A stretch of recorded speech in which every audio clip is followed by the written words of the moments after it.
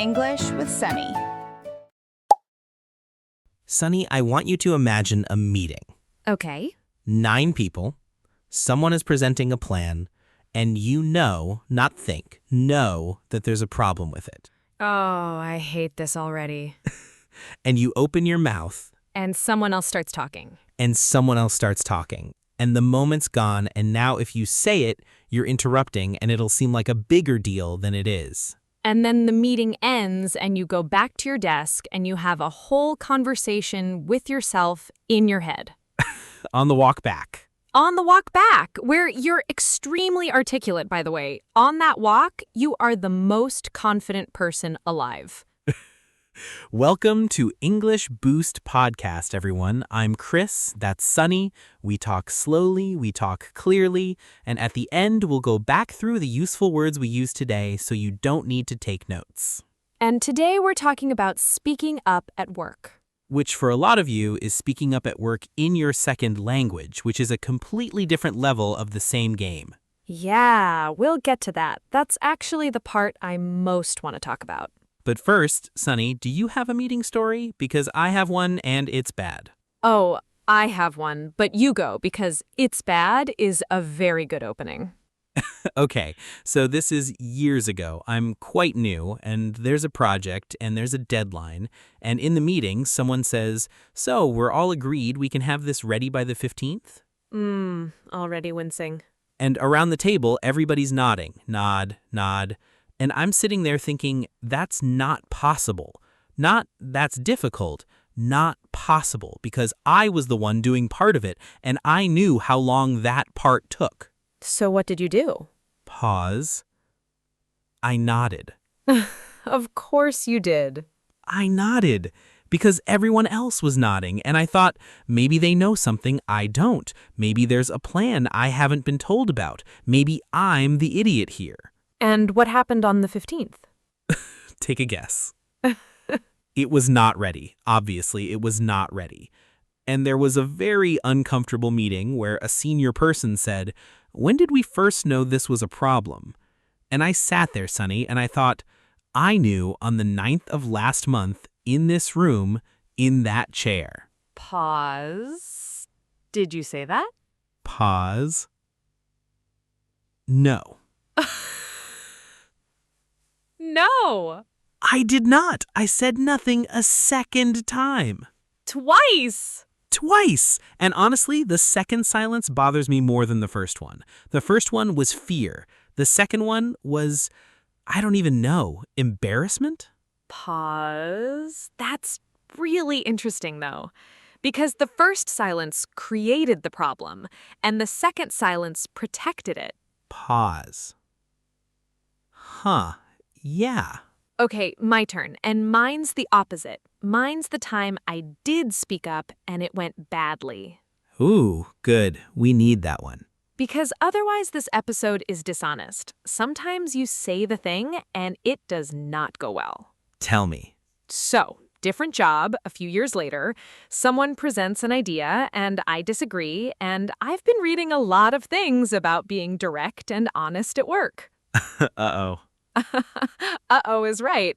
So I say, in front of about 15 people, I don't think that'll work. Pause. Okay, and? And the room went this, that specific silence? Not shocked, just flat. And the person presenting said, okay, and moved on. And afterwards, a colleague of mine, who I really liked, said to me quietly, that was a bit blunt. Blunt, which is a great word, actually. A blunt knife isn't sharp, so a blunt person says things directly with no softening. And sometimes it's a compliment, and sometimes it's very much not. In that sentence, it was very much not. So what was wrong with what you said? Because on paper, it's honest, it's short, it's clear. Pause. This took me about 2 years to understand. Go. I gave them my conclusion and none of my thinking. Pause. Say more. I don't think that'll work is a verdict. It's the end of a thought process that happened privately in my head, and I handed them the last line. So all they can do is agree or fight. Whereas if you'd said the thinking, Then they can walk through it with me. If I'd said, "Can I ask about the timeline? Because we tried something similar last year, and it took twice as long. Am I comparing the wrong things?" Same disagreement, completely different room. pause. Hang on, though. Isn't that just a longer, more polite way to say the same thing? Say more, because I think you're about to make a good objection. Well, I don't want to teach people to hide what they mean. There's a version of this advice where everyone at work speaks in this soft, padded language and nobody ever says anything, and that's its own disease. Just wondering if perhaps we might possibly consider... Yes. God, yes. So, where's the line? Pause. Okay, I think the line is soften the delivery, never soften the content. Ah, The problem you're describing is people who soften the content. They start with, "I might be wrong," and by the end of the sentence, they've apologized the whole point away, and nobody in the room knows what they actually think. That's not politeness, that's disappearing. but you can be warm and still say the hard thing. You can be warm and still say the hard thing. In fact, you have to be, or people can't hear it. Okay, I'll accept that. And that reframes what my colleague meant by blunt, actually. She didn't mean you shouldn't have said it. No, she meant you gave us nowhere to go. Right. Pause. Cris, can we do the language part now? Because I think for a lot of people listening, this is where it gets real. Yeah, go. Everything we've just said assumes the words are available to you instantly. And if you're working in your second language, they're not always. And people confuse those two problems constantly. Which two? The "I don't have the confidence to say this" and "I don't have the sentence ready." They feel identical from the inside. They feel like the same fear, but they're completely different problems with completely different solutions. Pause. Oh, that's good. Because if it's the second one, no amount of self-belief fixes it. You can be the most confident person alive and still be standing there assembling a sentence while the conversation moves on without you. And the meeting doesn't wait. The meeting does not wait. That's the cruel part. In a normal conversation with a friend, you pause, you search for the word, they wait for you. In a meeting with 9 people, the silence gets filled in about 1.5 seconds. Quietly. And then you've lost your turn and you feel like you failed at something you were never given time to do. And you go home thinking, "I'm not confident enough," when actually you needed 4 seconds, and nobody gave you 4 seconds. Pause. If that's you, and I suspect it's a lot of you, you are not strange, you are not broken, you are just human. Speaking a second language uses part of your brain that everyone else in that room is using for something else. You're doing 2 jobs at once. It is genuinely harder, and almost nobody in the room can see that it's harder. Yeah. Go. Number 1, don't prepare your point. Prepare your opening. Explain that. Most people, if they prepare at all, try to plan the whole thing, which fails because the meeting never goes the way you imagined, so your beautiful paragraph doesn't fit. True. So instead, you memorize 4 or 5 openings, not points, openings. Can I go back to something? Can I ask a question about that? I want to build on what Anna said. Sorry, can I jump in? Pause. And those work for any topic. Those work for any topic, forever, in every meeting you will ever attend. And here's why it matters. The opening buys you the room. Once you've said, "Can I ask a question about that?" everyone stops and looks at you, and now you have 5 or 6 seconds to build the actual sentence. You're buying yourself the time you needed. You're buying the 4 seconds, and you're buying them with a sentence you don't have to think about because it's automatic. That's the best practical thing we've said on this show in a while. It's the only one I use every single week. Can I add one to that list? Please. I'm still forming this thought, but Ooh. because it does 2 things. It buys the room and it lowers the standard. You've told everyone this isn't finished. So if it comes out messy, that's what you said it would be. That's very good. Okay, number 2.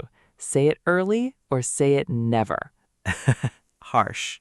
It's harsh because it's my own lesson. The value of a concern drops incredibly fast. If you raise a problem in minute 3, you're helping. If you raise the same problem in minute 40, when everyone's tired and has mentally finished, you're an obstacle. Same words, different meeting. And if you raise it a month later, A month later, it's not a concern, it's an I told you so, and nobody has ever been thanked for one of those. no. So, the rule I use is if it's still in my head after 90 seconds, it goes out my mouth. 90 seconds. If I'm still thinking about it, it's real, and waiting will only make it more expensive to say. 90 seconds is not very long. It's not meant to be. Anything longer and you've started negotiating with yourself, and you always lose that negotiation. Yeah, that's the walk back to your desk conversation. That's the walk back to your desk. Okay, third one, and this one is for the people who are thinking, I can't do any of this. Good, because that's a real reaction. Third, start where it's cheap. Meaning? Meaning you do not begin by challenging your director in front of 30 people. That's like deciding to learn to swim by entering a race. Start in the small meetings, 4 people, or one-on-one with someone you trust. Or in writing if speaking is too fast for you right now. A message afterwards that says, one thing I was thinking during that meeting. Is writing a cop-out, though? Cop-out, an easy way of avoiding something difficult. And no, it isn't. It's a real thing that real people do. The point isn't performing courage. The point is that the information gets from your head to the person who needs it. That's the whole job. That's the whole job. If it arrives in a message an hour later, it's still arrived. That's a win. Do that 8 times and speaking up in the room stops feeling like a cliff. Okay, so homework. This week, pick 2 openings, just 2. Say them out loud to yourself a few times until they're boring, and then use one once in one meeting. You don't have to disagree with anybody. You can use it to ask a question or to agree with someone. Oh, that's a good detail. Speaking up isn't only disagreement. It's really not. Half of it is saying, I think Anna's right and here's why, which is much easier and builds exactly the same muscle. All right, let's slow down and go through the words. To speak up, to say what you think, especially when it takes some courage. I wish I'd spoken up in that meeting. Say it with us. Speak up. To jump in, to join a conversation, often quickly, sometimes interrupting a little. Sorry, can I jump in here? That's a very useful one. Try it. Jump in. To bring something up, to introduce a topic, to mention it, especially something that hasn't been discussed. I brought it up at the end of the meeting. One more time. Bring it up. Blunt. Direct with no softening, sometimes honest, sometimes too harsh. He's blunt, but you always know where you stand. Repeat after me. Blunt. To beat around the bush, the opposite. To avoid saying the main point directly. Stop beating around the bush and tell me. Let's say it slowly. Beat around the bush. To push back, to disagree, to resist an idea or a decision. Very common at work. I pushed back on the deadline. Give it a try. Push back. To be on the same page, to have the same understanding as someone else. I just want to make sure we're on the same page. Say it with us. On the same page.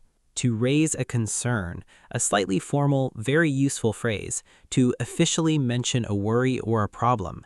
She raised a concern about the budget. One more time. Raise a concern. A cop-out, an easy way of avoiding something difficult. Saying nothing was a bit of a cop-out. Try it. Cop-out. And the last one, to hold your tongue, to choose not to say something, to stay silent on purpose. I held my tongue and I regretted it. Say it slowly. Hold your tongue. 10 words. Take 2. Take, can I jump in? And take, I'd like to raise a concern. Honestly, those 2 will carry you through about 80% of professional life. That's true, actually. So, comments. Use one phrase from today and tell us about a time you stayed quiet when you shouldn't have, or a time you spoke up and it went well, because we'd love to read some of those too. And if you know someone who's brilliant at their job and silent in every meeting, this one's for them. And like, subscribe, all of that. It helps more than you'd think. Pause. Cris, the 15th. if you could go back. Pause. I'd say, can I ask a question about the timeline? That's it. That's all it needed to be. 9 words, 6 weeks of pain. Whatever you're sitting on this week, say it early. It gets more expensive the longer you keep it. This is Sunny and this is Cris, and you have been listening to the English Boost podcast. Bye. Your progress doesn't end here. To continue advancing your English skills, click on the next video or explore the additional videos we've thoughtfully selected for you.